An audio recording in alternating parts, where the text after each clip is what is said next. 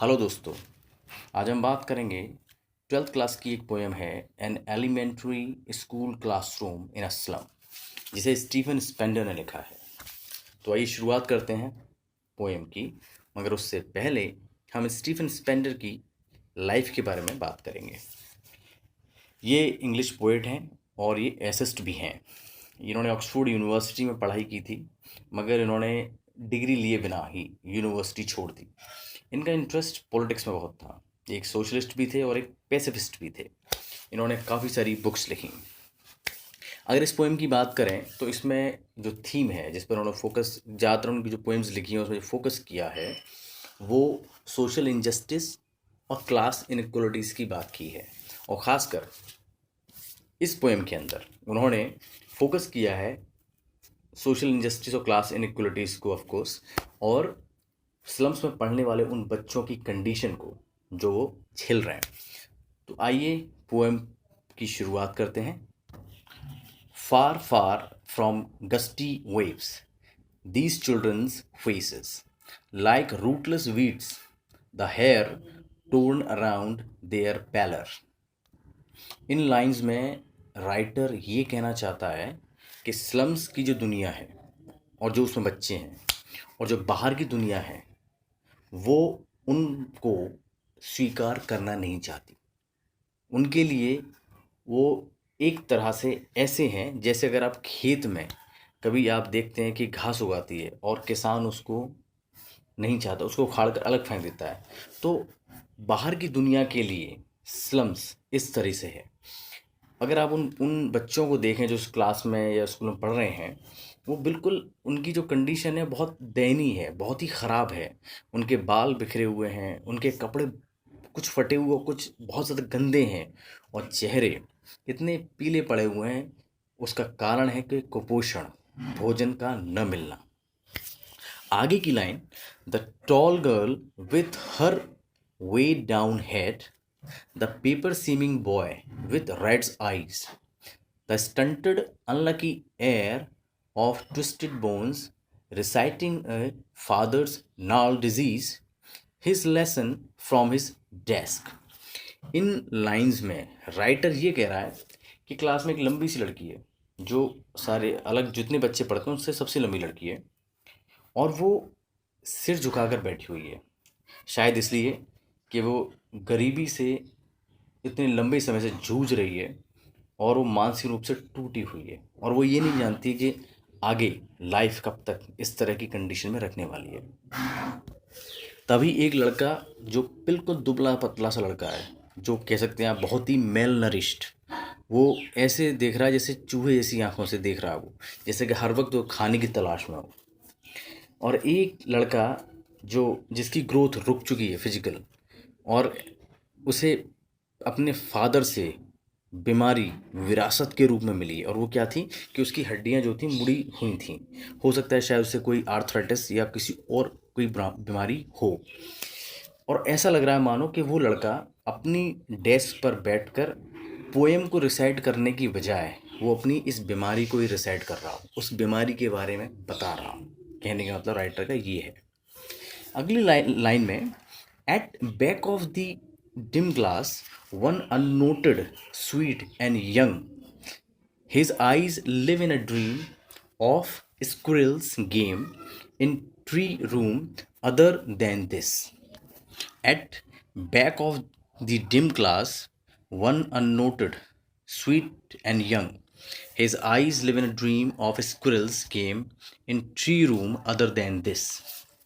इसमें पोएट ये कहने की कोशिश कर रहा है कि क्लास में पीछे की तरफ अंधेरा है हल्का सा, और उसमें एक ऐसा बच्चा जिस पर किसी का ध्यान नहीं जा रहा है, वो बहुत ही स्वीट सा, बहुत ही प्यारा सा और छोटा सा बच्चा है। उसकी आँखों में, उसकी आँखें जो हैं सपनों में खोई हुई हैं, और वो सपना क्या है कि क्लास के बाहर एक पेड़ है जिस पर एक स्क्विरल, एक गिलहरी जो है खेल रही है, और उस बच्चे का पूरा ध्यान उस तरफ है। अदर देन दिस का अर्थ यहाँ पे ये है कि उसे कोई इंटरेस्ट नहीं है कि क्लास में क्या हो रहा है और क्या चल रहा है। वो सिर्फ और सिर्फ खोया हुआ है बाहर उस गिलहरी के साथ।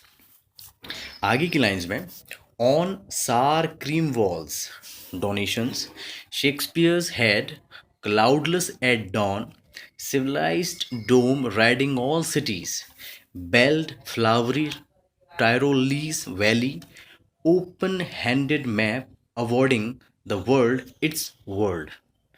इन लाइंस में राइटर ये कहने की कोशिश कर रहा है कि जो क्लास है उसकी दीवारें जो हैं वो काफ़ी गंदी हैं, भद्दी हैं, पीली पड़ी हुई हैं और उस पर काफ़ी दिनों से पेंट नहीं हुआ है और वो दीवारें डोनेशंस के द्वारा जो चीज़ें आई हुई हैं उनसे सजी हुई हैं। डोनेशन में क्या क्या मिला है? एक मिला है शेक्सपियर की तस्वीर है एक, जो कि क्लाउडलेस एट डॉन का मतलब है कि एक शेक्सपियर की जो तस्वीर है वो गंजी सी है।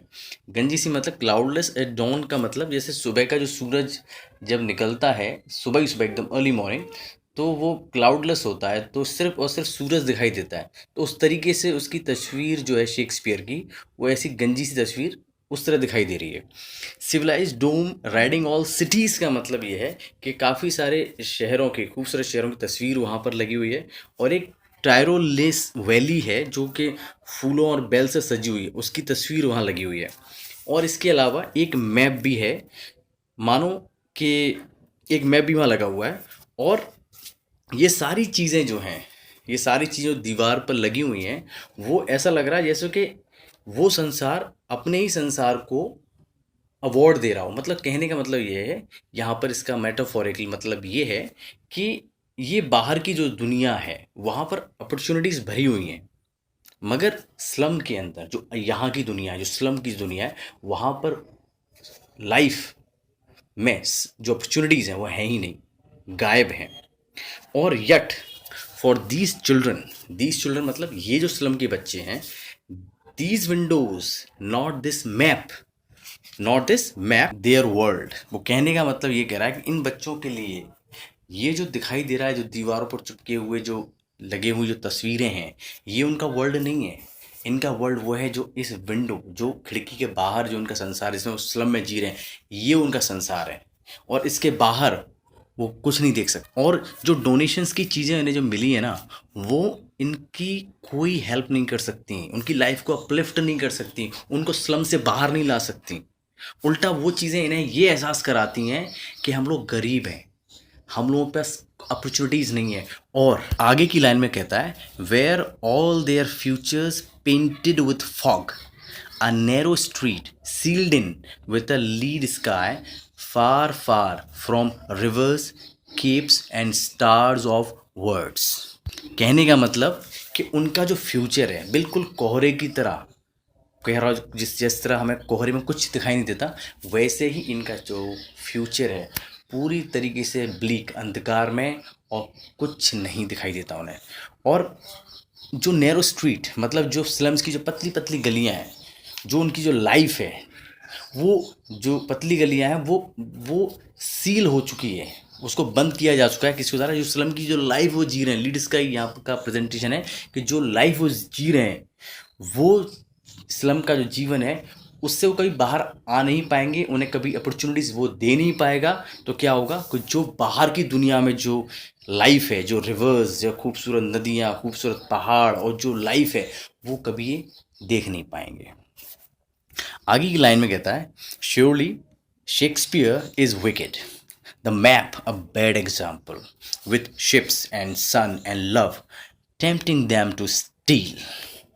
इन लाइन्स में वो कह रहा है कि श्योरली जो डोनेशंस हमें दिए गए, जैसे शेक्सपियर दिया गया, मैप दिया गया, ये सब बैड एग्जाम्पल्स है। क्यों? क्योंकि इसके अंदर जो हमें दिखाई जा रही है दुनिया, वो हमारे को आकर्षित करती है चीज़ों को चोरी करने के लिए। क्योंकि जिस जीवन को, आगे की लाइन लिखता है, for lives that slyly turn in their cramped holes from fog to endless night on their slag heap, these children wear skins peeped through by bones and spectacles of steel with mended glass like bottle bits on stones।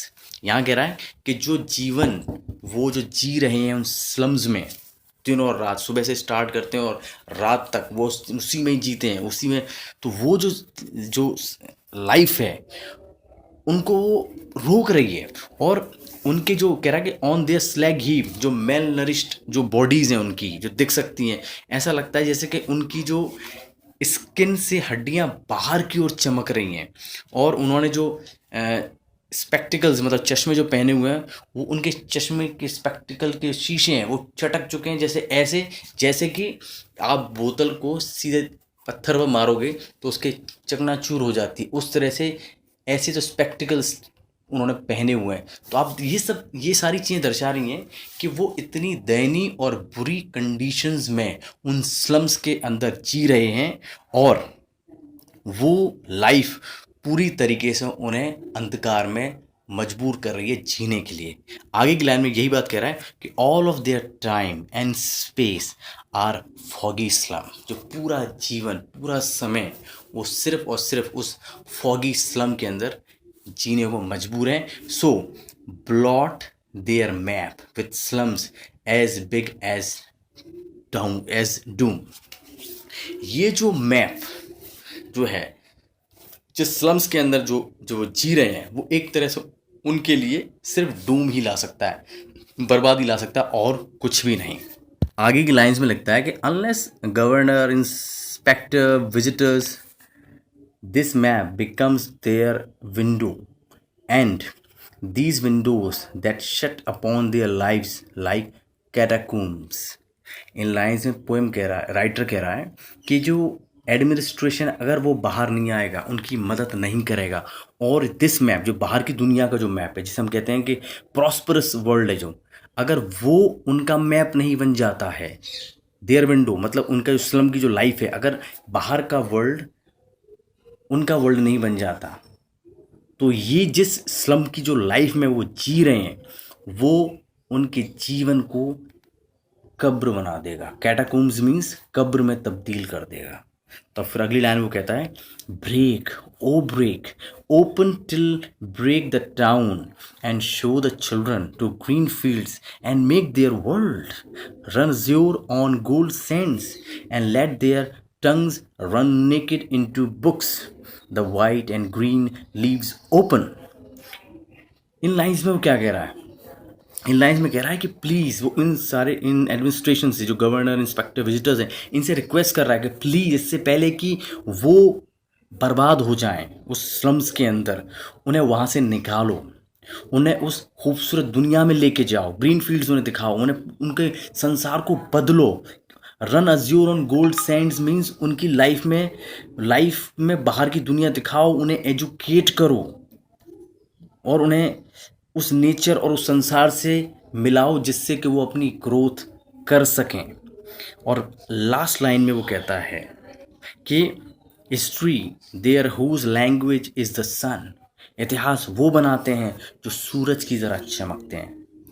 आखिर में जो line जो लिखी है उन्होंने, actually Stephen Spender वो कह रहा है कि वो चाहता है कि वो चेंज चाहता है, और किनकी लाइफ में, स्टूडेंट्स की लाइफ में, जो स्लम्स में जो बच्चे जी रहे हैं, वो चाहता है कि उनको एजुकेशन मिले, उन्हें वो लाइफ मिले जो उस बाहर की दुनिया को है, वो सोशल जस्टिस मिले, वो सोशल जस्टिस मिले जो बाहर की दुनिया के साथ है, उनको भी वो जस्टिस मिल सके, और वो जो इनइक्वालिटीज़ है वो इनइक्वालिटीज़ ख़त्म हो सके, और वो भी उस बाहर के संसार के साथ उस स्लम की दुनिया को छोड़कर कंधे से कंधा मिलाकर जी सकें।